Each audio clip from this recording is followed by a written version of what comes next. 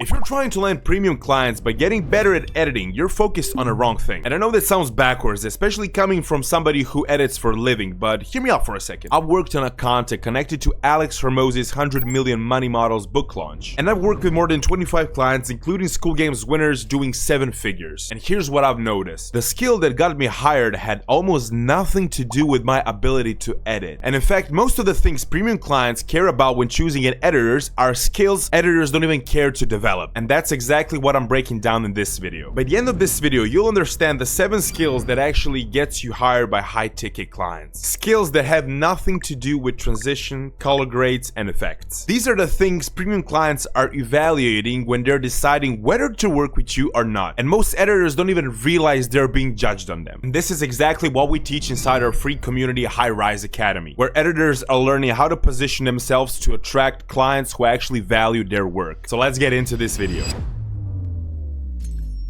The first thing premium clients will pay you for is your ability to do deep, focused work without them holding your hand. When you're working with someone running a serious business, generating revenue, managing teams, creating content at scale, they don't have time to babysit you. They're not paying you to check in every single hour to ask them what to do. They're paying you to understand their business and come back with exactly what they're asked or even better. And here's where most people fail. They can't focus. They've got their editing project open, but every 5 minutes they're scrolling Twitter, checking Discord notifications, picking up their phone to see if someone messaged them. And then they wonder why they're constantly missing deadlines and burning out. There's a concept called attention residue. Every time you switch tasks, even for 5 minutes, it completely resets your ability to focus. It takes about 20 to 30 minutes to enter deep work state. And if you constantly keep interrupting yourself, you will never get there. When I was working on Hormozzi's school ads, the expectation wasn't make it look good. The expectation was be professional, communicate clearly, deliver on time, and don't make us think twice about whether you got it handled or not. Now that only works if you can actually sit down, focus, work, and deliver without them holding your hand. Premium clients pay for reliability, and reliability starts with your ability to focus without a single distraction.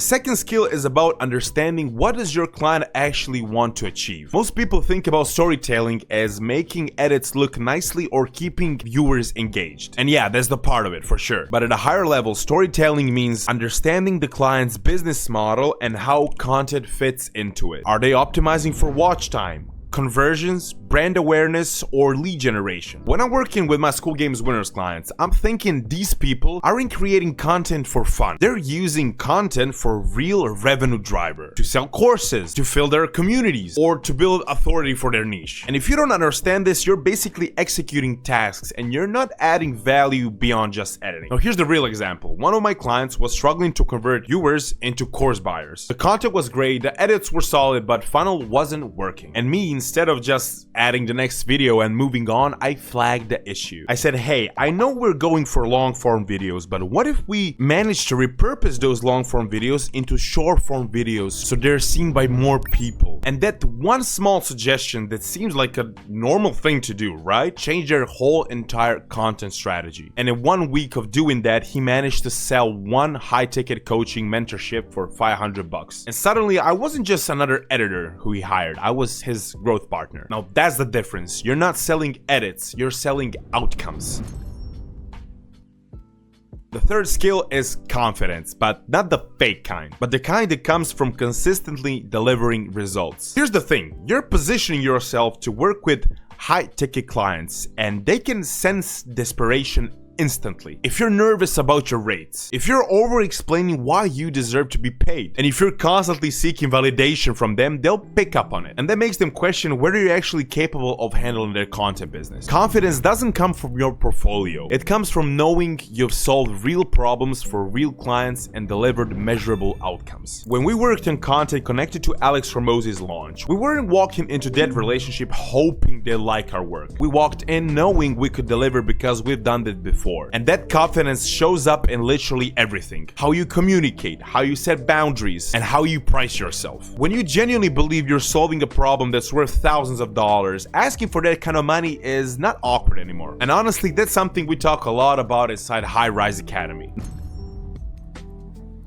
Now, the fourth skill is adaptability, but not in a way most people think. People always ask, what niche should I focus on? Gaming, finance, self-improvement, etc. But here's the reality. Premium clients don't care what niche you've edited in. They care whether you understand their business model. For example, I've worked with clients in completely different niches. Coaches selling high-ticket programs, consultants building personal brands, creators monetizing through communities. But the editing principles stayed the same because I understood what are they trying to achieve. I understood how to optimize their retention, how to structure content that converts, and how to make their audience feel connected to them. Adaptability isn't about editing in every different style. It's about understanding different businesses and knowing how to apply your skills to serve their specific goal.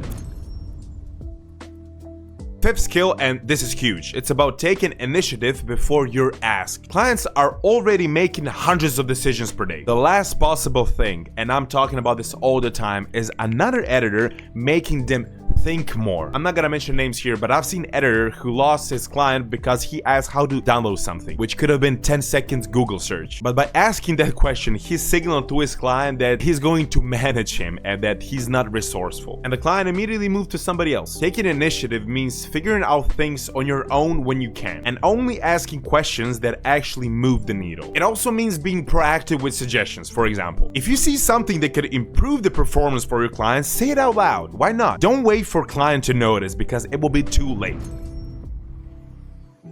Now, the sixth skill is your ability to say no to bad clients, to bad projects, to things that don't serve your long-term goals. Here's the concept I think about a lot. Picking up rocks versus diamonds. If you're mining and your backpack has a limited space, you won't fill them with worthless rocks because then you will have no space for diamonds when you find them. But that's exactly what most editors do. They take on every low-paying client, every nightmare project, every person who doesn't respect their time. And then let's say a premium client comes along, someone who actually values their work and want to pay you more, but they don't have the bandwidth to take them on. Now, learning to say no is a skill itself, and it's uncomfortable at first, but it's what creates space for the opportunities that actually matter. The seventh skill is about avoiding shiny object syndrome, and it's probably the most important one. There's always gonna be something new. AI tools, YouTube automations, agencies, crypto, whatever, you name it. And you're gonna see a lot of people jumping into these trends and think, maybe I should do that too. But here's the reality. Every time you switch, you reset your progress. People who actually win in this aren't necessarily the ones who are jumping into every single opportunity. They're the ones who stick with one thing long enough to master it and build their reputations around it. When I see editors jumping to start agencies or pivoting to other business models every 6 months, I don't see competition at all. I see people who are going to burn out and quit. Because the truth is, you can't be the best at two things at once. Think about Alex Hormozi, for example. He had countless opportunities to pivot, to take sponsorships, to chase short-term money. But he stuck with one thing, building businesses and teaching others how to do it. And he's now one of the most respected voices in the whole entrepreneurial space. And the same principle applies to you. If you stick with video editing, if you focus on getting better at your positioning, understanding clients and delivering results, you'd make more money than you ever would by chasing other shiny objects. So here's the recap for you. Skill 1, deep focused work without needing supervision. Skill 2, understanding the business, not just the content. Skill 3, confidence that comes from delivering results. Skill 4, adaptability across business models. Skill 5, proactive problem solving. Skill 6, knowing when to say no. Skill 7, sticking with one thing long enough to win. Now, these are the skills that actually get you hired by premium clients. Not your color grading, not your transition, these things. And if you want to learn how to develop these skills and how to position yourself to attract high-ticket clients, how to build relationships that turns into long-term retainers, that's exactly what I'm breaking down inside my free community, High Rise Academy, link down below. It's a free community where we teach the systems, the communication strategies, the positioning frameworks that people are using right now to close and keep premium clients. There are already over 170 people in there learning how to close and keep premium clients, sharing real wins and supporting each other throughout the process. Now go and implement these strategies that we talked about in this video, and if you want your life just to be a little bit easier, come enjoy High Rise Academy. It's completely free, and I'll see you in the next video. Bye bye, guys.